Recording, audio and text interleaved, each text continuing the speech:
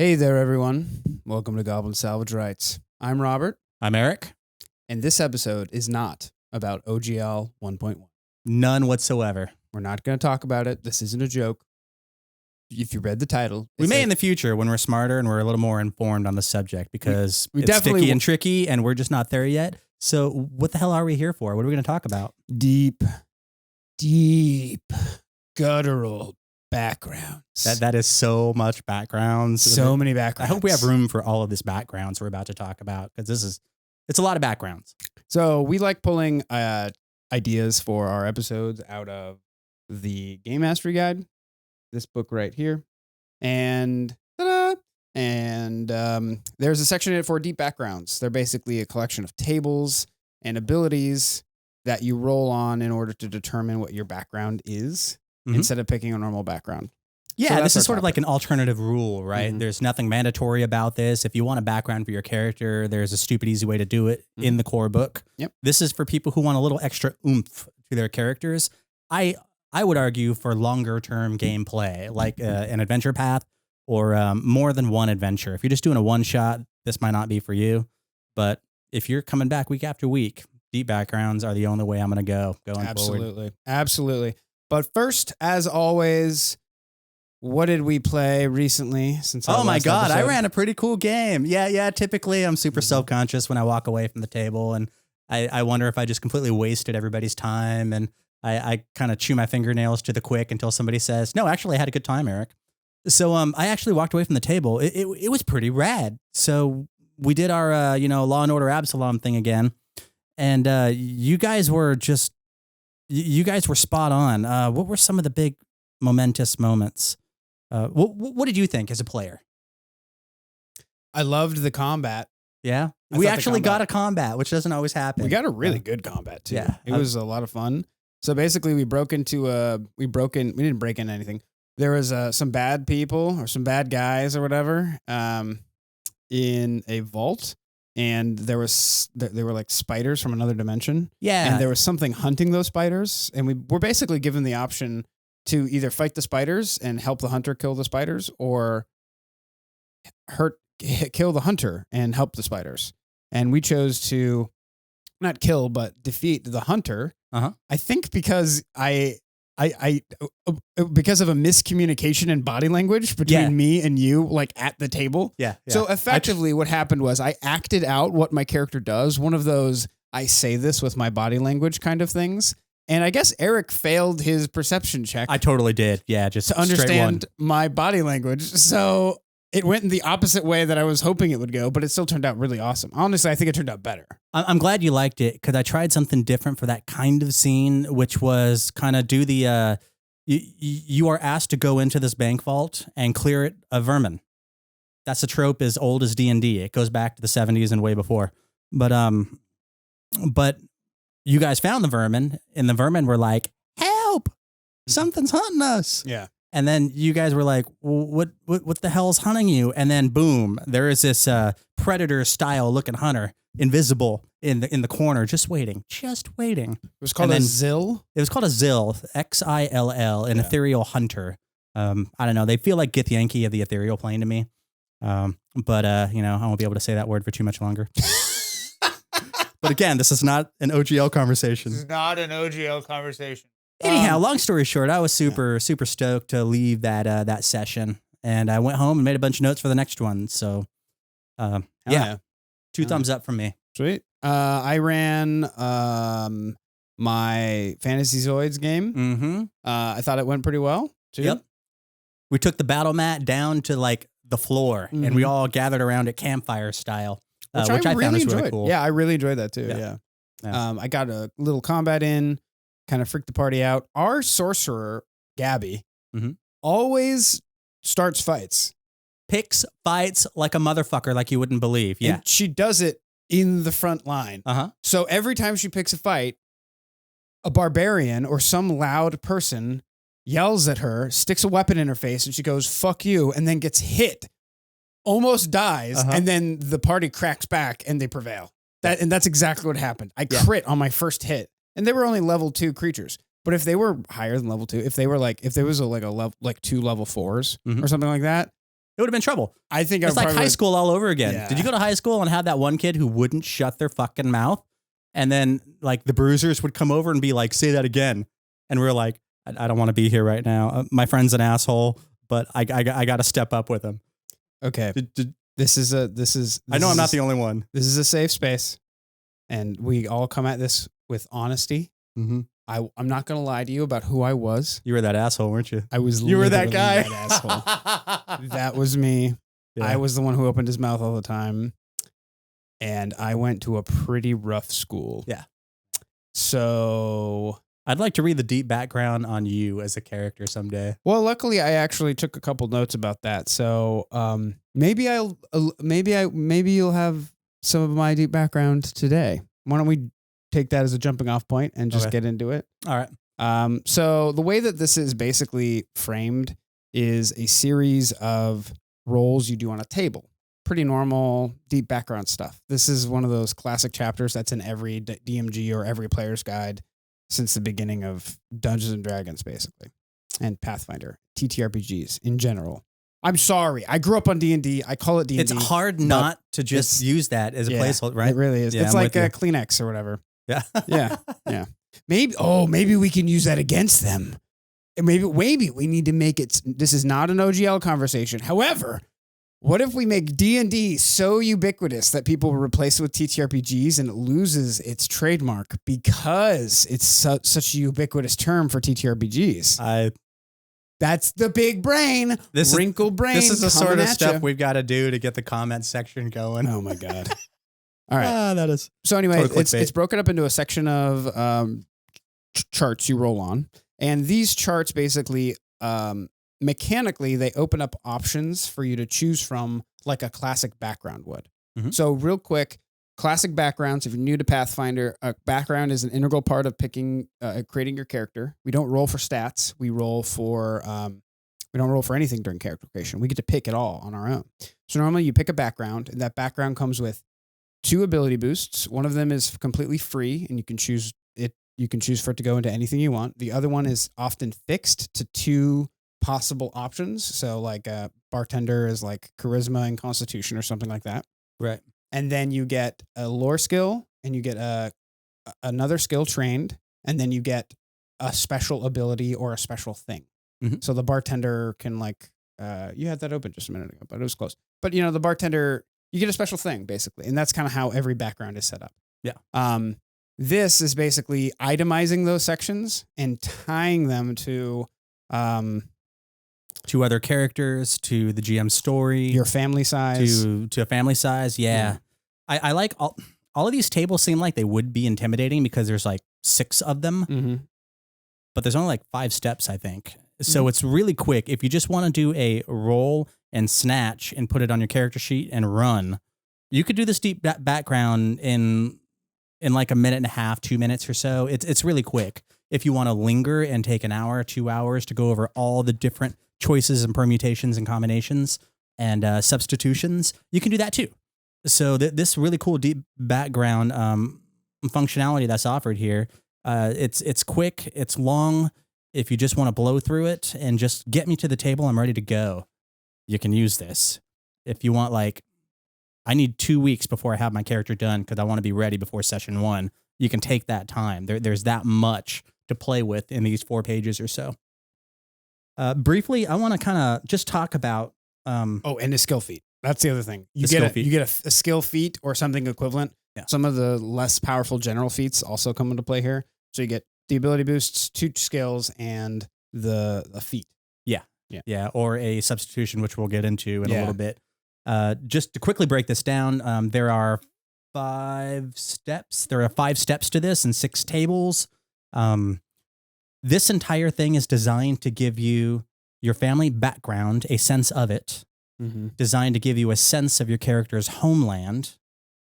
It's designed to give you a singular major childhood event that sort of formed your character's mental space.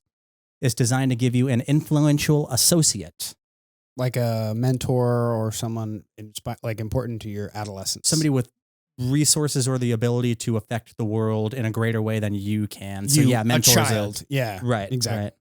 And then the fifth one is relationships, just the people around you. And maybe there was a wizard somewhere in your life, a missing child, mercantile, experienced individual, that sort of thing. So that's kind of what this entire thing is designed to introduce into your character, so that you can give that information and say, here's stuff to work with, Mr. GM.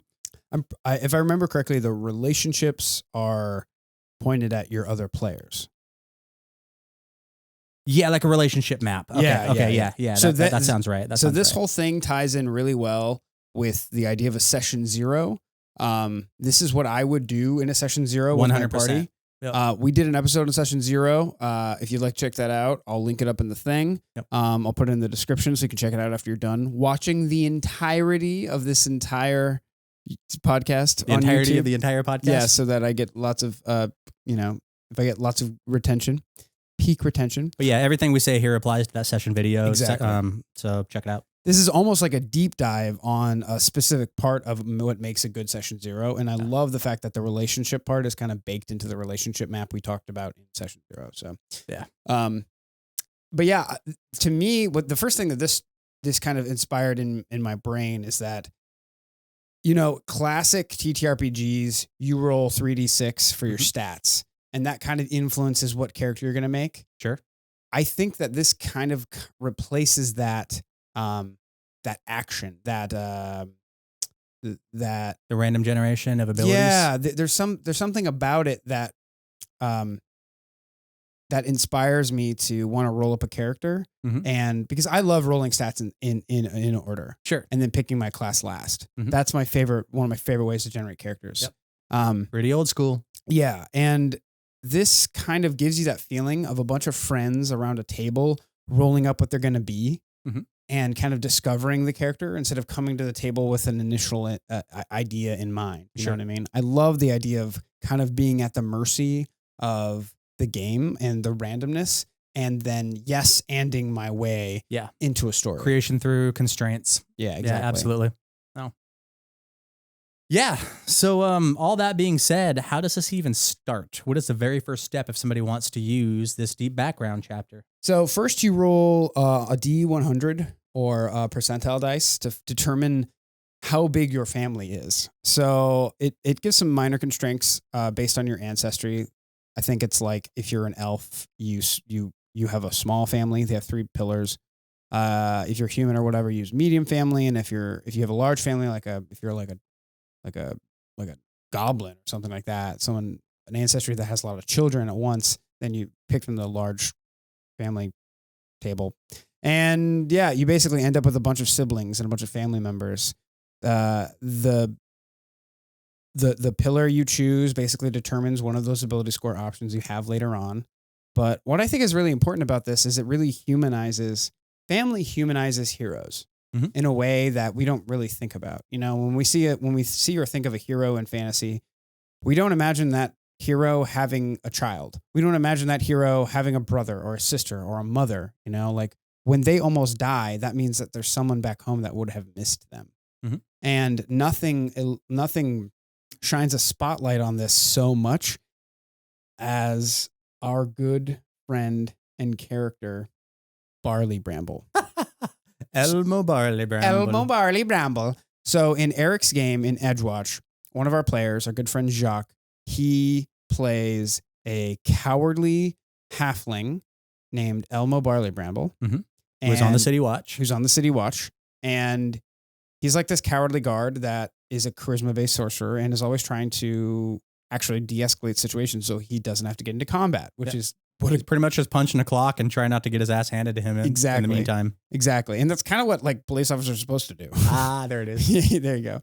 Anyway, so what's interesting about his character is that his family and the fact that he's a family man is a huge part of the story. Yeah. And when we are these officers of the law acting in dangerous situations, the fact that he's a married man with kids that he goes home to every night is very poignant in the story. And I think that's interesting. All the sword swinging takes place within a half an hour of where his 4-year-old daughter is sleeping. Exactly. So the stakes get raised depending on where I start sending monsters. So No. if you're playing in the kind of adventure, and obviously it doesn't have to be Edgewatch, but if you're playing in the kind of adventure where you start off in a small town in a remote area and you have friends and family that you live with in that town, and then the town gets attacked by antagonists. Mhm. And it's one of those hub and spoke adventures where you have a home base, which is your town, and then you go off to fight back against the giants, or you go off to fight back against these antagonists. Imagine the level of complexity and the level of story you end up building when you're not only fighting to defend your home and your life, your little sister or your daughter or your wife is at home. And that is your impetus to go out and solve these problems because they're so prescient or poignant in your life. Yeah. You know, it creates a different experience too. It goes from just having a bunch of cartoon characters swinging swords and spells to, wow, this kind of feels like this adventure could have been on the 6 o'clock news. Absolutely. It makes it come a little bit closer to home, which, you know, for some may not be their cup of tea, but for me, I just love that stuff. It turns like a comedy farce into a drama.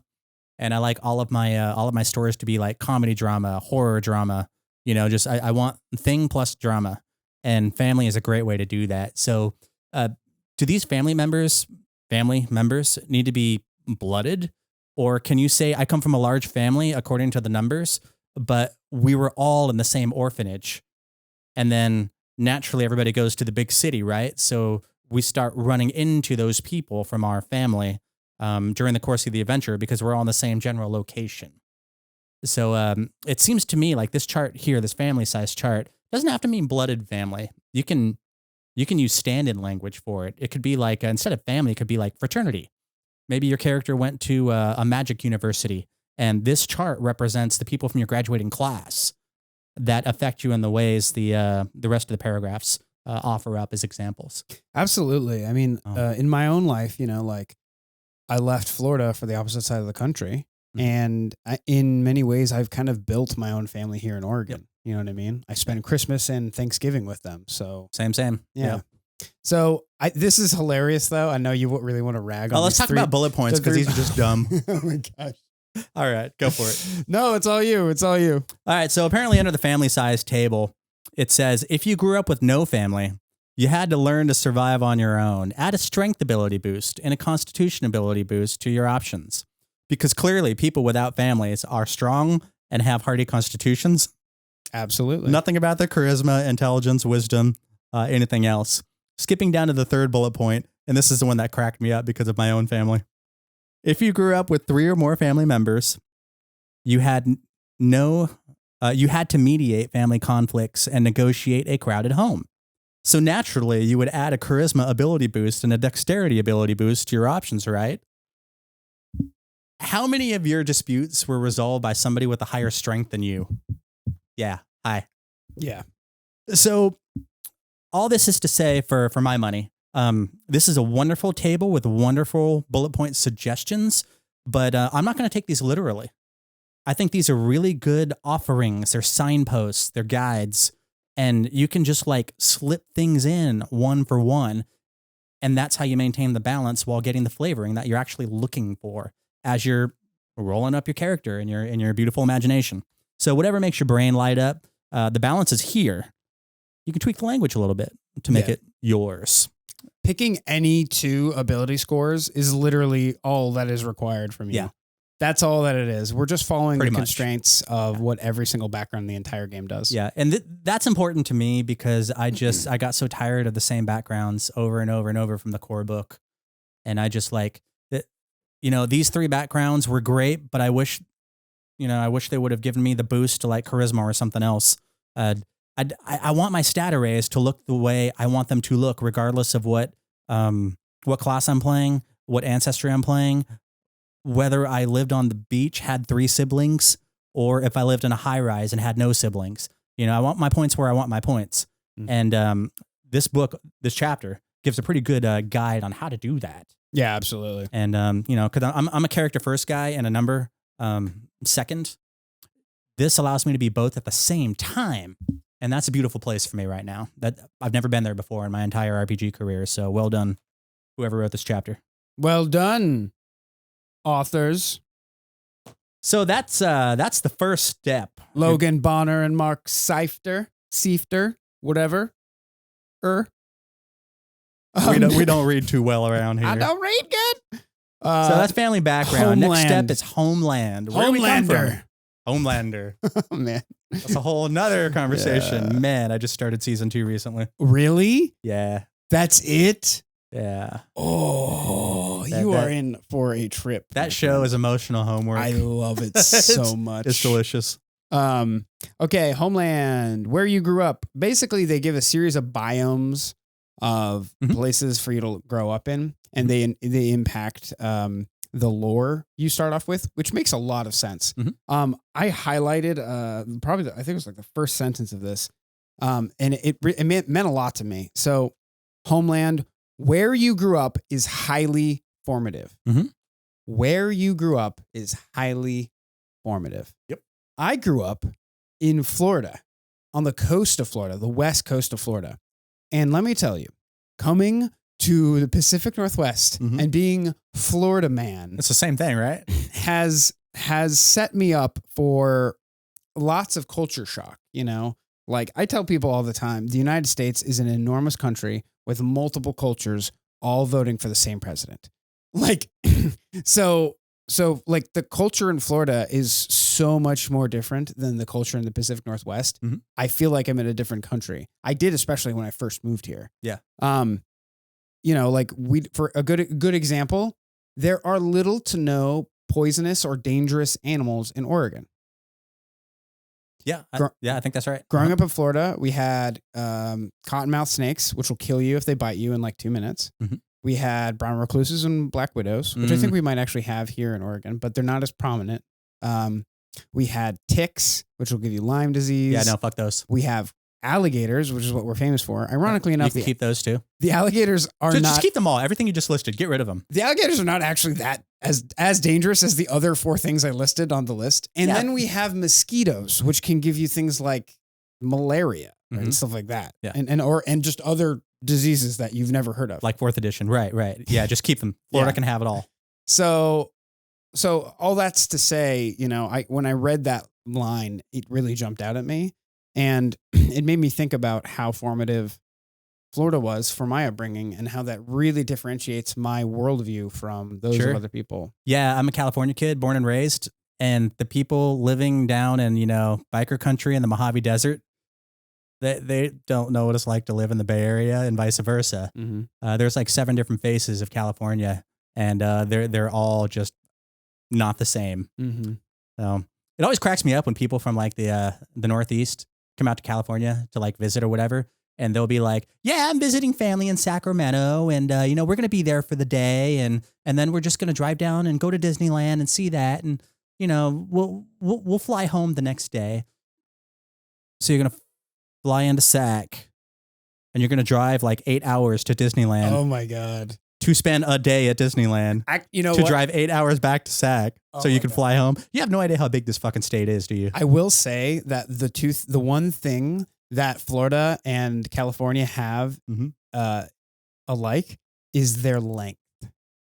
People don't realize how fucking long. I've never seen Florida a Florida overlay on the Northeast. Oh, that's a good idea. Like they've had those for California. I've seen those. It's got to be about the same for Florida. It takes like 16 hours to drive from the bottom of Florida, like where Miami, like south of Miami is, to the border. Yeah, but don't you have to like cross a bunch of swamps on Alligator Back? Alligator Alley. You have to take Alligator Alley to get to the 5. Yeah. Okay. Yeah, that's true. All right. And you guys have like special boats with little like giant propellers on the back, right? That's got to cut some time out. The Everglades. You put your car on it and it flies up, and then they take your car across. It's like a swamp ferry. It's great. Yeah, we don't have those in California. You got us beat on that. I don't know what to do in a swamp except die. Get bit by 4E bearing mosquitoes. But yeah, back to this. Homeland. Homeland. So these basically influence your lore. I really like a lot of these. Underground makes a lot of sense. They say something that's kind of silly to me.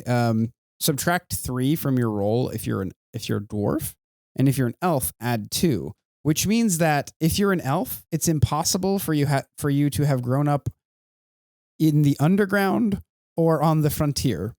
Because if you were to roll 1, if you take the super literally, correct. Yeah. And of course, I'm advising that people don't. Obviously. Yeah. But I just like pointing out the absurdity of some of this. Yeah. So, and if you're a dwarf, it's impossible for you to have had an academic upbringing or even a religious community, which makes no fucking sense. Right. Because if you roll a 20, no, okay, I'm sorry.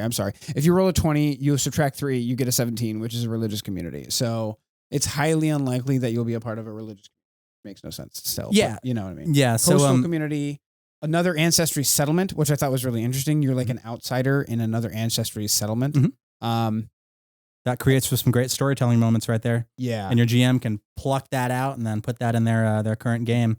Front lines is another great one too. Let's just read these out because there's a finite number of them. Underground, frontier, trade town, a simple village, cosmopolitan city, a metropolis, the front lines, itinerant is another option. What does itinerant mean, word man? If you're itinerant, you move around. So if you think of like a vacuum cleaner salesman going from house to house and crossing county lines, and then dad's away on a business trip is typically itinerant. I have a friend who is also from California who was a vacuum cleaner salesman. I didn't know those existed anymore. I thought they were like just museums for vacuum cleaners. Kirby vacuums still sell door to door, apparently. Not to my door, they don't. Another ancestry settlement, which is pretty important. Coastal community. And then religious community and academic community, just like Robert said. So each one of these has a really cool, like formative language that you can use if you just want to use it. So for itinerant, it says, you never had a single place to call home. You might have been part of a nomadic caravan, a traveling group of entertainers, or a smuggling ring. Add circus lore, fortune-telling lore, games lore, labor lore, and underworld lore to your background options, with the idea being once you're done with all of these tables, you're going to have this giant plate full of options that you get to look at and pull from to put on your character sheet. You won't get them all, but this is sort of your grab bag of options by the time that comes around. So it feels like you're not stuck with shitty things that you don't have any power over. They definitely, each option you randomly choose definitely gives you a lot of options to choose within it, which I think dissuades you or disincentivizes you from wanting to re-roll on the table again. Because personally, whenever this is when it takes longer to do this particular chapter. Yeah. But a lot of times I when I do these things and I find one that I really don't like, I'm like, But what I like about this is that they're open-ended enough for you to not want to necessarily have to do that. Yeah. I'm not going to be rolling for any of these things, just like, cards on the table for any of my characters. That's fine. I will absolutely pick and choose because for me, the customization. One of those Z words. That's why I play Pathfinder as opposed to anything else. And anything that takes me away from customization, It's bad. It's bad. So next up is a major childhood event. Now, major childhood event was like, it hit home a little too hard. This one and the next one. Some of these are rough. Yeah, I was like, oh, Jesus Christ. When I used to run my campaigns way back in my Ravenloft D&D days, I would make everybody do a character. And then before we had our first session, we would have like a session 0.5 or something. There was a session 0, so we talked about what we're doing. And then I would do solos with each of the 4 players. I'd take them over to Rico's Pizza and we'd find a wooden booth and we'd sit there for 4 hours. And what I would do is I would run your character through 3 important events in their life before they were level 1. Something that happened to you between the ages of like 3 and 10, something that happened to you in your early teen years, and then something that happened to you as you were on the cusp of becoming an adult. And so those 3 core events, they formed your essentially story trajectory into the campaign. And when I saw step 3, major childhood event, I almost cried. I felt so validated when I saw this in here. So this is my favorite part of this chapter right here. Hell yeah. Yeah, continue. Okay. So abandoned in a distant land. Words are hard. Yep. I trained in an academy, which kind of didn't make sense for a child, but it's Fantasyland. Attained a magical gift. Okay. Hero story. betrayed. Okay, these are more general. Bullied, captured by giants.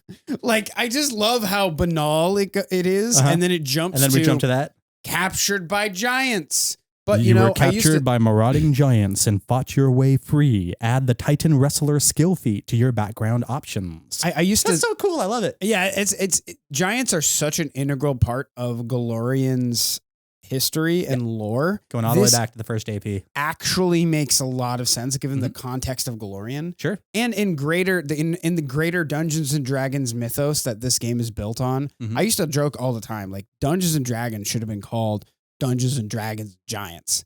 Because if you look at all the major APs or whatever adventures of 5th edition, or not 5th edition, in 4th edition and previous, especially in 3rd edition, giants show up like all the time. Yeah, Against the Giants is still one of the crowning achievements of adventure design ever. Absolutely. So I just love how perfectly Golarion this random. Yeah. Another cool thing that does is and again, this is just me and my experience. I'm not going to speak for everybody else. But the presumption is you don't get to see or do anything cool until you're level 1 and you go out and you do and see cool things, right? Yeah. Well, this presupposes that you're still, crapping your diapers and you're hanging out with giants. Yeah. I mean, I get to see and do cool things before I actually get to adventure. That feels so much more, I don't want to say realistic, but it feels more appropriate to a lived experience and series of experiences. One of the ones I love more than anything is had a ordinary childhood. Just the opposite of an adventurous life. Oh, yep. Boring. My father suburbs. is the minister of agriculture. Exactly. And now I'm a rebel. Had your first kill. You had blood on your hands in your youth. When you first took the life of another, you still have a weapon, the weapon you use for doing that. Add a common weapon worth 15 gold pieces. Oh, there's another one of those. Yeah. Or less to your background options. If you select this option instead of a skill feat, you are trained in athletics. Very Lord of the Flies. Yeah, that's pretty Lord of the Flies. Before level 1. I mean, that's good though, because like a lot of adventurers don't necessarily start their lifetime before they're like, a lot of adventurers start adventuring after adulthood. Yeah. After. I mean, they were people before they exactly started getting murderous about their XP. Yeah, exactly. Nobody's a murder hobo before they're level 1. It's true. Except for the guy who took this one right except for the murderer. That guy.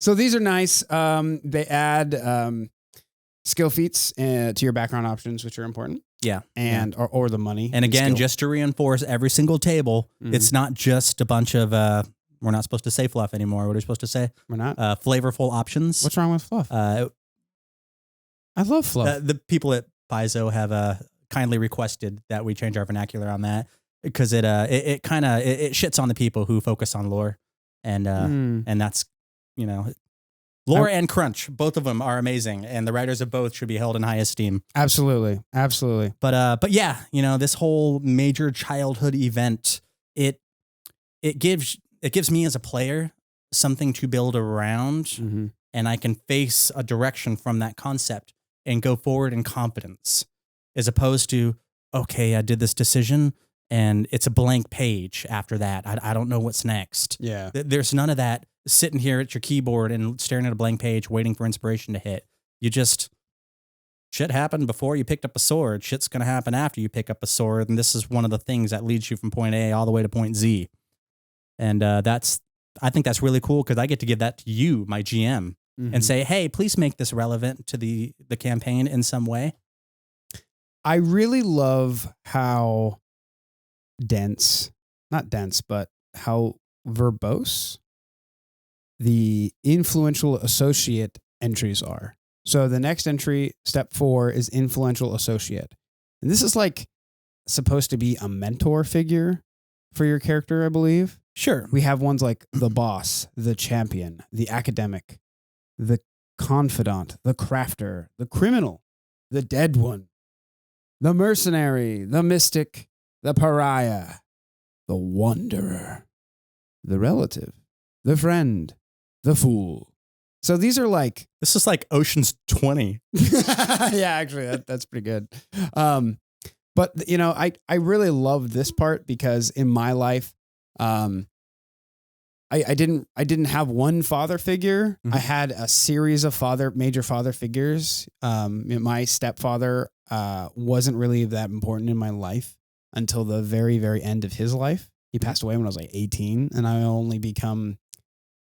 I'd only ended up appreciating him for all of his wisdom and good vibes until I was like 17, and then he died like 2 years later or whatever. So because of that, I kind of had a series of mentors, and one of those big people in my life was this guy named Curtis. He was this tall California man. Mm-hmm. He basically walked into my mom's upholstery shop when I was like 10. He had like a unfiltered Camel cigarette hanging off his lip, long blonde California hair. I get it. You're from Florida. Yeah. And he's like, hey, Jim, does your kid want to make $50 every weekend? And I was like, fuck yeah, I do. That's like a video game a week. So I started. Really? Your first reaction wasn't, do I get to keep my clothes on? No, I was 10. Okay. So I worked for him at the downtown Sarasota farmers market for like at a flower stand he worked at, because he had like a wholesale flower company. Uh-huh. So to me, he is this influential associate because he basically helped raise me for 10 years every Saturday, and a couple other days like that is a cool story. I never knew that. Warehouse. Yeah. So like I've been working with flowers for Art reflects life. Exactly. Yeah. And one of the reasons why I'm such an entrepreneur is because I'm an entrepreneur. It sounds so fucking weird to say, but one of the reasons why I live this life is because I grew up with this influential person who taught me, you can just go do shit. That's how it works, man. And I don't know. I really love, this is my favorite section of the whole book because it really resonated with me in a big way. If you're shitty to kids will grow up shitty often. If you're really cool and provide some sort of guidance and meaningful experience, then they will reflect that as they get older. So absolutely, that's really cool. What about Jill? Okay, after telling that last story on the last episode, 2023, go check it out. Pew, pew, pew, pew. Link in the description. Pew, pew, pew, pew. After that, telling that story, so many people have like mentioned it to me. Mm-hmm. I guess because more people are watching like the podcast and stuff, and there are more people being like, "Oh, you had this great story as you were a kid," but stuff like that. But Jill was, I guess Jill was another one of those people. Mm-hmm. Like a lot of these mentor figures were D&D people I played with because I started playing D&D right around the same time. Yeah, and I played every single Sunday. My mom would like drop me off after church, and I would go and play D&D for 8 hours a day. And I had Tim Gibbs. Mm-hmm. He's one of those red box DMs. Big. He's like a big, kind of like burly fella.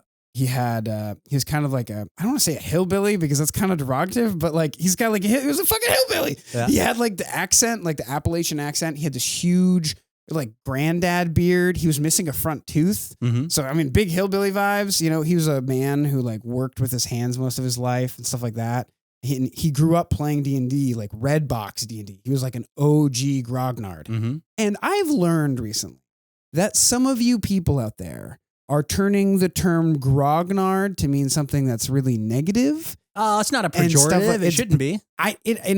When I use the term, I say it and I mean it as someone who's been in the hobby for years. They're the old guard. Yeah. The old guard that have experience, that mentor new people coming in and show them how they've played D&D forever and what their D&D experience is like. Yeah, I haven't read conversations where people use that term in a derogatory manner, and now I'm afraid to find it. Yeah, unfortunately, I mean, I probably spend too much time on Twitter, but that's kind of, I've seen a couple people use it in a derogatory way, and I want all the grognards out there to know that you are accepted.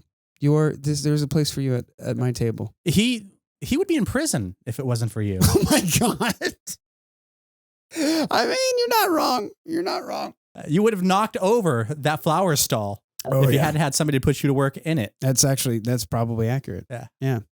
But yeah, so these are really important moments, I think. They kind of define the attitude of your character in a lot of ways. I mean, the criminal and the dead one are two major ones. Yeah, these influential associates. So everybody has had several people who have played key roles in their formative experiences. And that's essentially what this is. Just give your GM a person so they can work with it. Absolutely. Oh. And this can be, like you said, this can be someone from your past who shows back up in the story. Oh, callbacks. Everybody loves a callback. And they're like, who is this? And you're like, this is the guy who taught me how to rob. And now like the classic, that's like a classic movie trope where the thief's old person is now at odds with them because they're both trying to get the same score or something like that. May or may not have done this 87 times since our campaign started. Okay, that's fair. So this adds one of the ability score options to your thing. Yeah. I mean, every time you make a choice, you're getting things or you're putting things in a bowl to select from later. So we're just accruing options and working our imaginations and lighting our brain up going, oh, wait, that's cool. And that in combination with this, and all of this is just background. Yeah.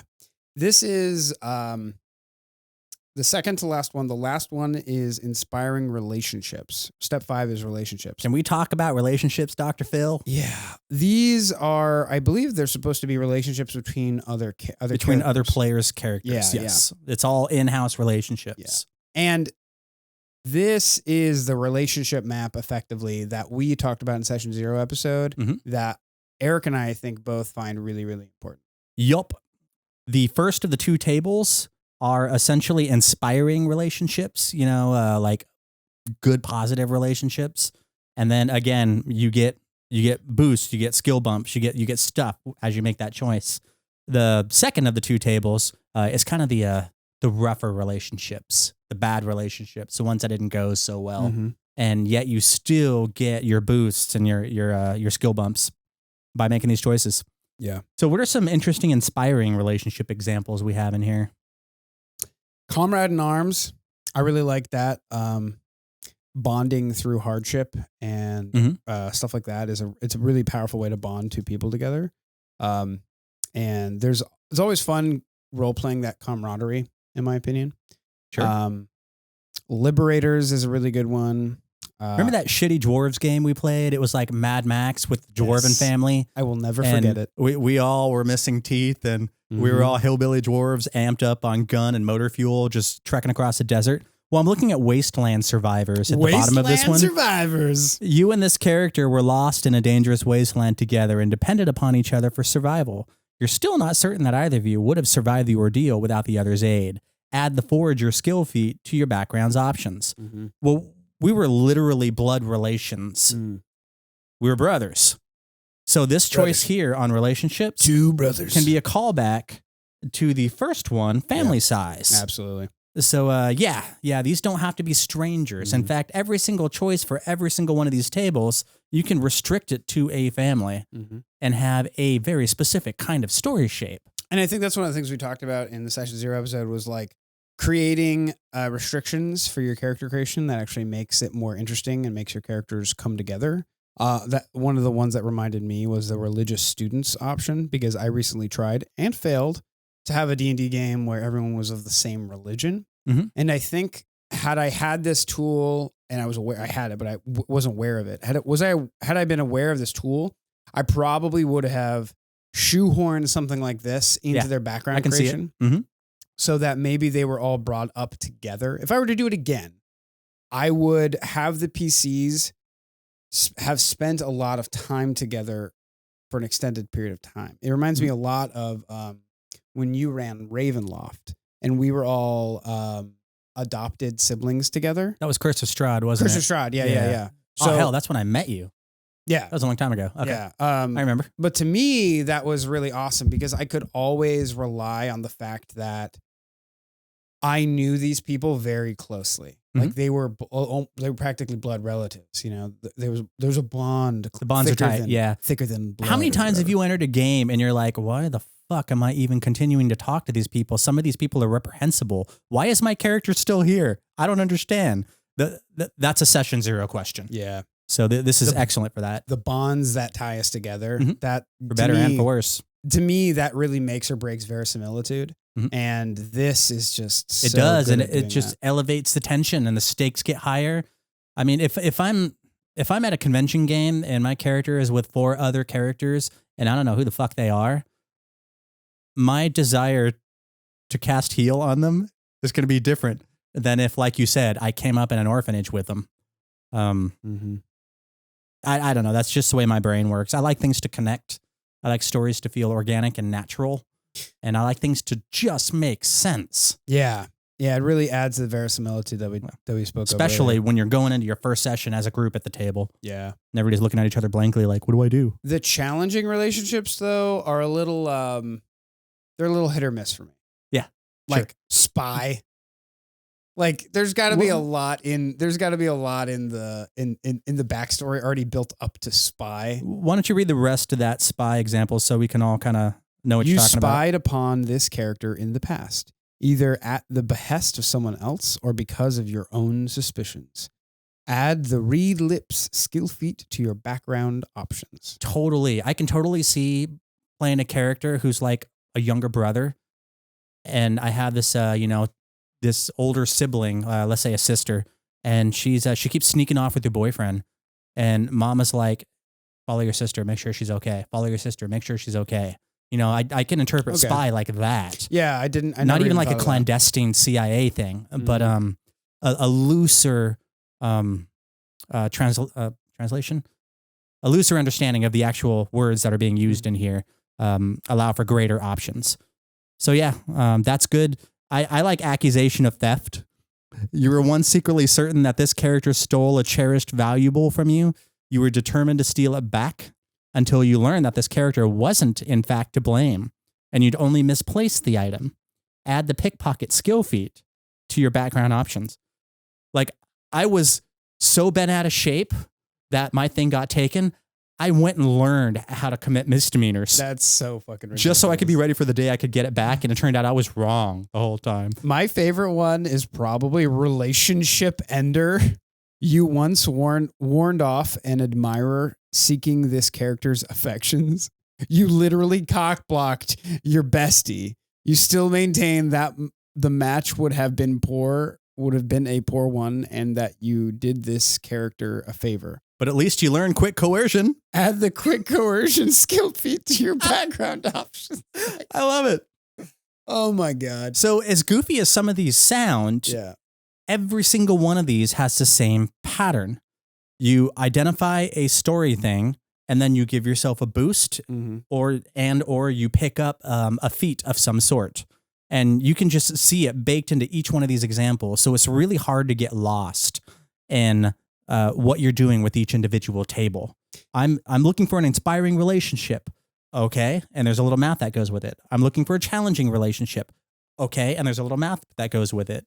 And there are a million of these background generators online and in published material. They're everywhere. The only thing that really ties this to Pathfinder 2nd Edition specifically are the bonuses and how they add back into the background generation. So with that in mind, you can take this idea and just go to any background generator out there and begin applying these ideas, or just use it as a framework to be like, well, I rolled randomly on this table on the internet, and this background, maybe I was trained by a thief.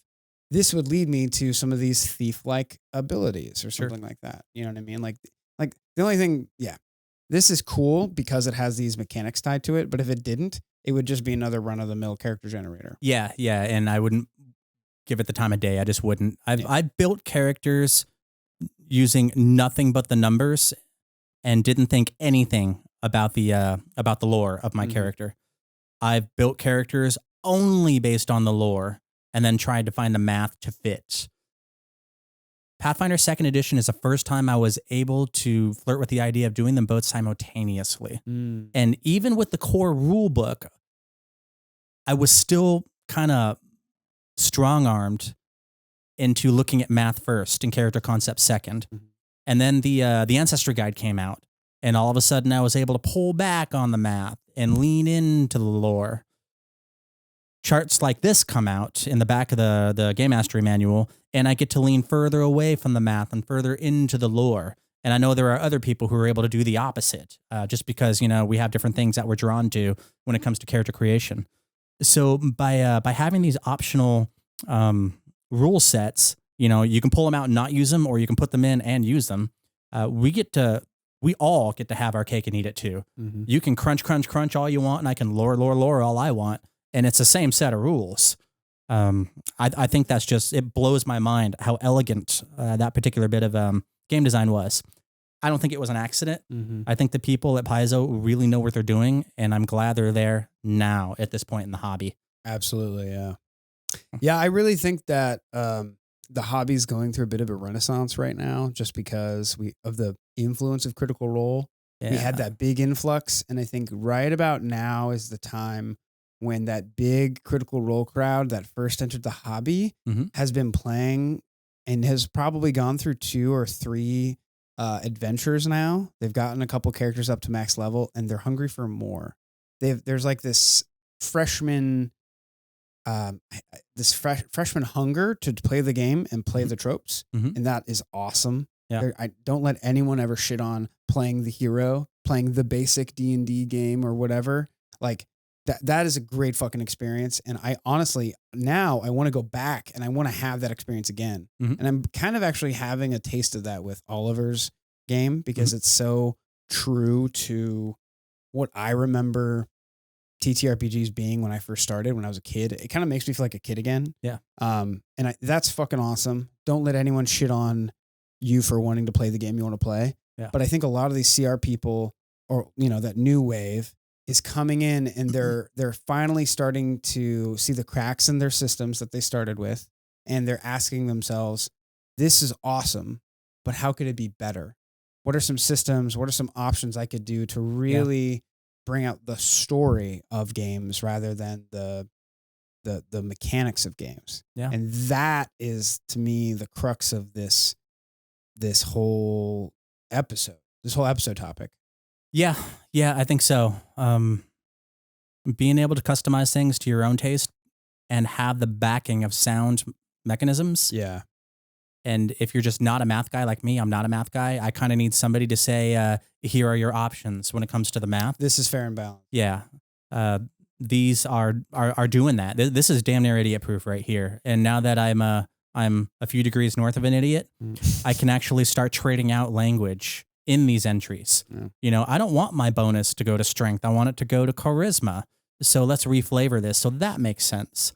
And as long as you're not fucking with the math in terms of destroying game balance, you can do your algebra. You can move the numbers around. You can change them a little bit, as long as it as long as it balances out according to what is in the other entries nearby. So it feels a lot more intuitive to me than it used to be, and for that I'm very grateful. Yeah, absolutely. Yeah, and going back to one of the initial points I made at the beginning of the pod, it was like, this kind of replaces that rolling the 3d6. I'm still looking for that word. It's been stuck in the back of my head. I'm missing out on this word, but there is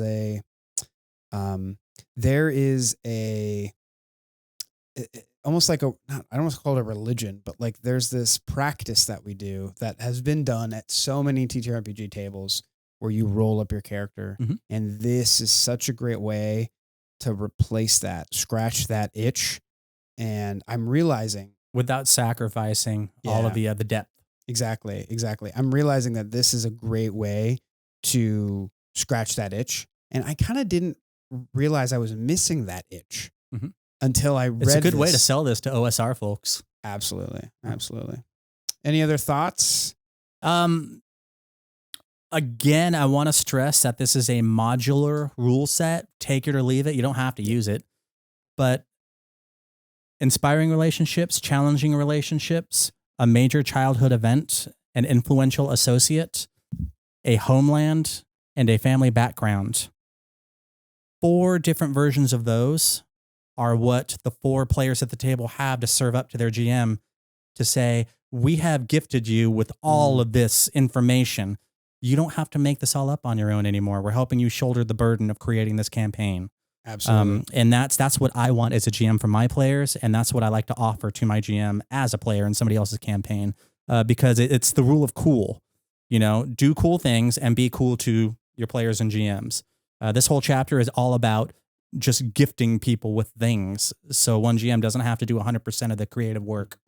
And this is definitely the kind of thing that you can do it on your own. and you can come up with your own background. You can come to the table with your own background.